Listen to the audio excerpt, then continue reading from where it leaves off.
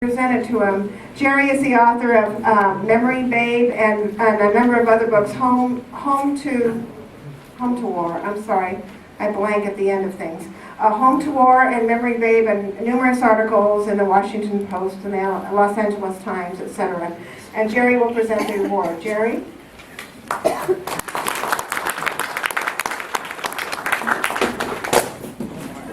I hope I didn't break them.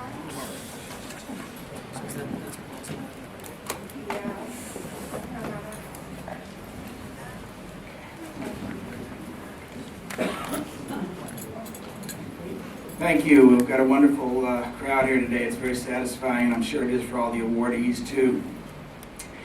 PEN Oakland's Lifetime Achievement Award, named after our late member Reginald Lockett, aims to honor a writer whose work has shown a consistency of dedication over many decades.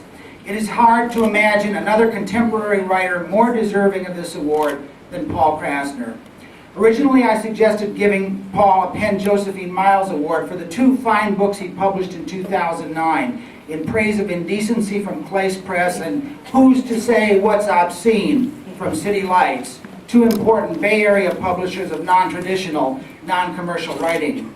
These collections represent some of his finest satirical writings on sex, censorship, political corruption, racism, drug laws, war, and a host of other heavy topics. Topics which Paul makes not heavy, but hugely entertaining when he writes about them, and yet still gets a powerful moral across in each piece. Paul would probably bridle at my calling him a moralist, even a radical moralist, but I think he is one of the most insightful and honest moralists this country has produced. His books, stories, publications, comedic routines, and all else that comes from him surely make us laugh, but they also aim to make us better people and our country a better place to live in. Ishmael Reed, however, pointed out to me that someone like Paul Krassner, who has been performing, writing, publishing seminal cultural and political works for so many years, really deserves a Lifetime Achievement Award. And indeed, it is more appropriate, and that is what we're giving Paul. If I tried to enumerate all of Paul's achievements, the people running this show would probably have to drag me off with the hook.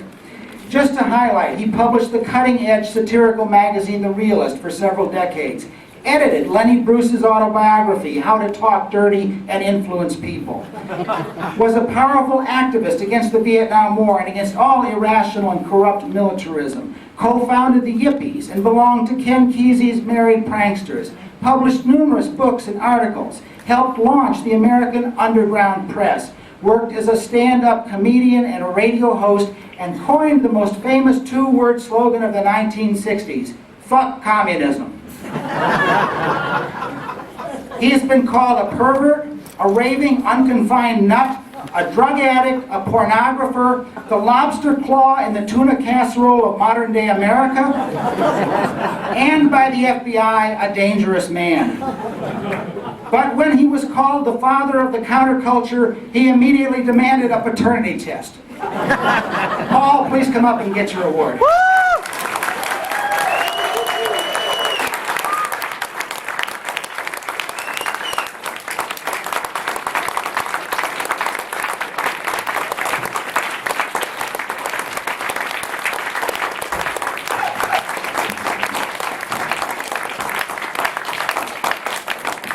How come you're not all standing?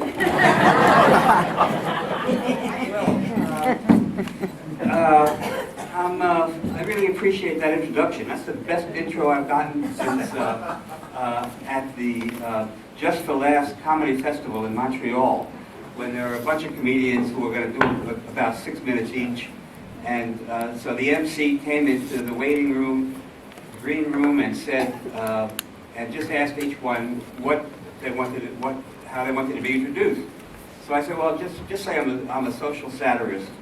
So about 15 minutes later, it was my turn to come on, and there was the MC looking at his scratchy notes that he had written, and he said, our next comedian is Paul Krassner, a sociopath.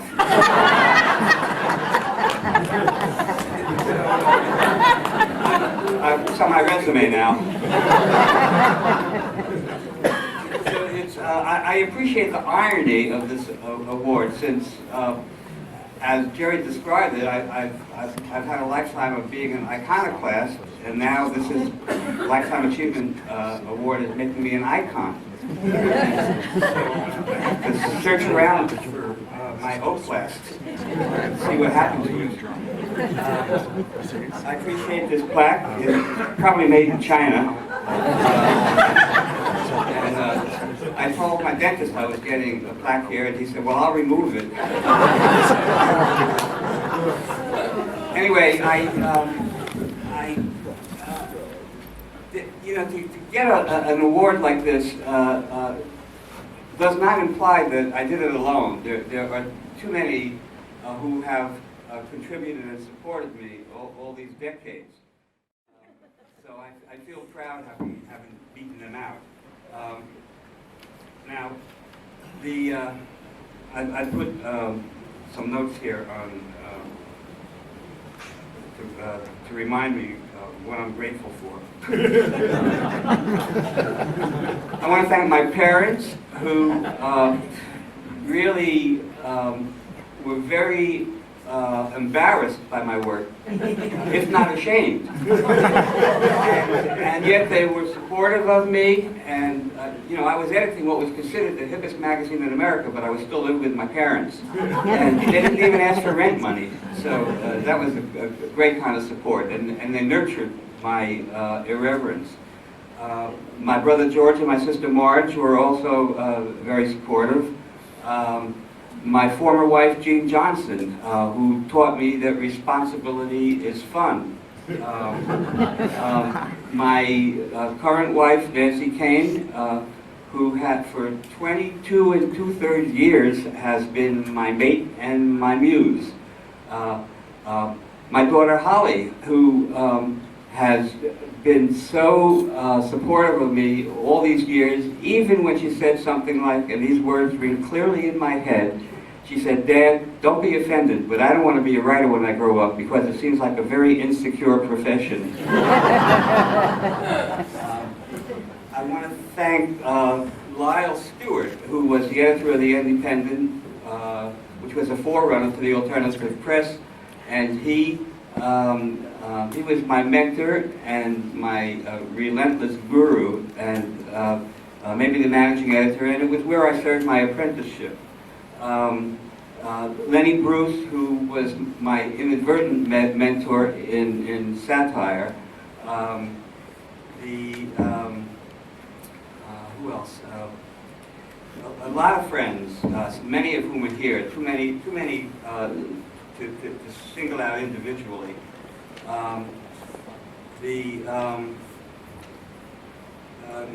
Gary Nicosia and from PEN, and also Ishmael Reed, who decades ago we first met, and I remember in one of my books, Murder at the Conspiracy Convention, I used a frontispiece quote from him, which was, "The history of civilization is the history of the warfare between secret societies." But then I asked him, I wanted to go deeper than that, and I asked him a question, and he said, "You better ask that to Richard Pryor."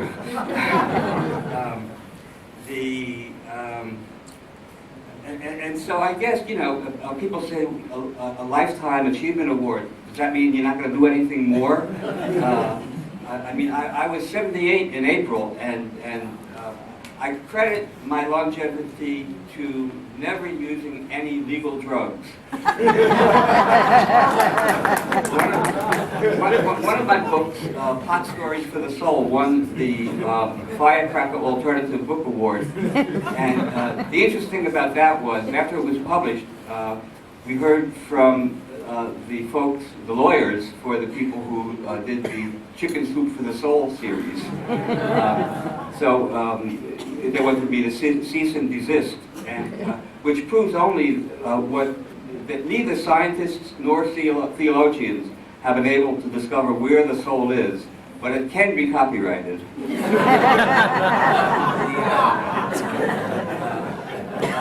A few years ago, I was invited to write an article at the AARP magazine. It was called Modern Maturity, and as opposed to the old stuff school maturity. And And I was, it was interesting because when my subscription copy came in the mail, the article wasn't in that issue that was supposed to be in. And I called up my editor and said, what happened? And he said, well, it's in the issue. Well, how old are you? And I said, oh, I'm 72. And she said, oh, that's why. I said, what do you mean? She said, well, we put out 3 editions, those for 50 and over, those for 60 and over, and those for 70 and over. So I was too old to read my own article. And I started out being too young to read stuff. So something happened between those 2 stages, and that's my lifetime achievement.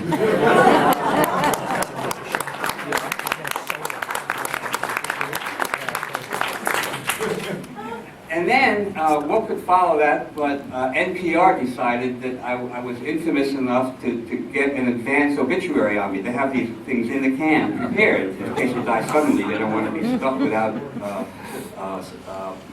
facts and figures about your life.